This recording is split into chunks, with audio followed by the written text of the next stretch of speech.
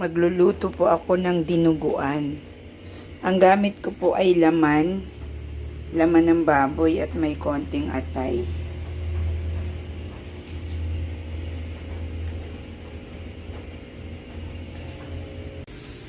So yan, gisa lang tayo ng bawang, luya. Ganahin natin yan para lumabas yung aroma ng luya. Mamaya natin isunod ang sibuyas.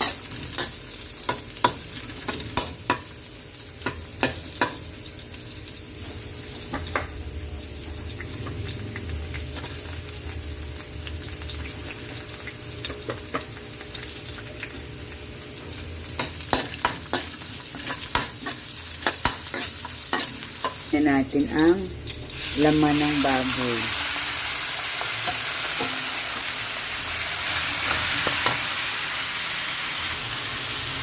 Lagyan natin ang asin, paminta,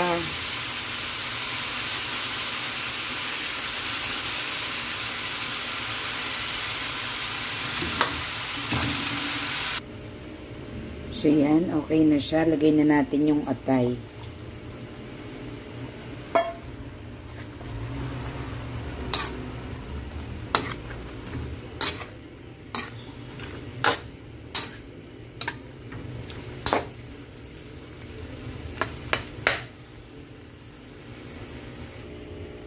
So kung mapansin nyo guys, ganito talaga yung dugo dito sa pag hindi mo sariling katay. So ako talagang sinasala ko yan. Yung mga buo-buo lang yung nilalagay ko.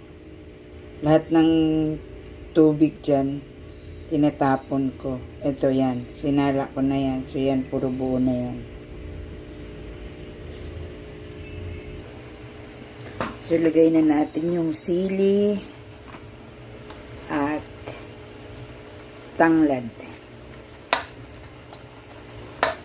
Para habang pinapalambot yung karne, yung lasa ng tanglad at saka sili.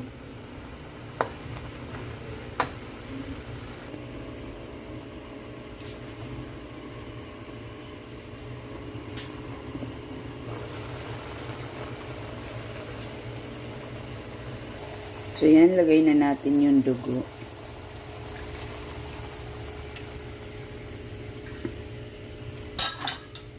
So, halo-halo lang.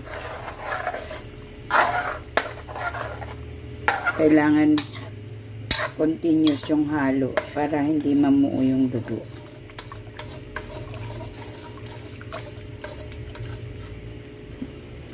So, continuous lang ang halo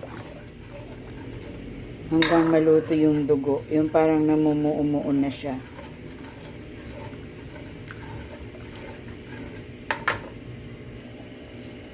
Ngayon, lagyan natin ng suka.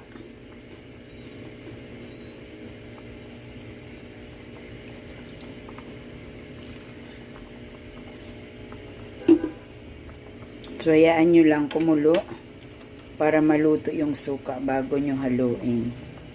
Para hindi siya umasim.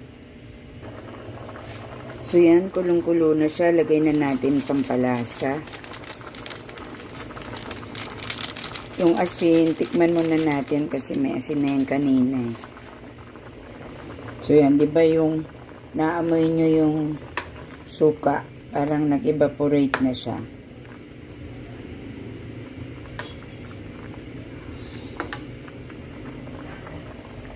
Hayaan muna nating umunti yung sabaw, tsaka maluto yung lutong-luto na yung karne at tsaka yung dugo. So, ngayon, maglagay tayo ng pampalapot.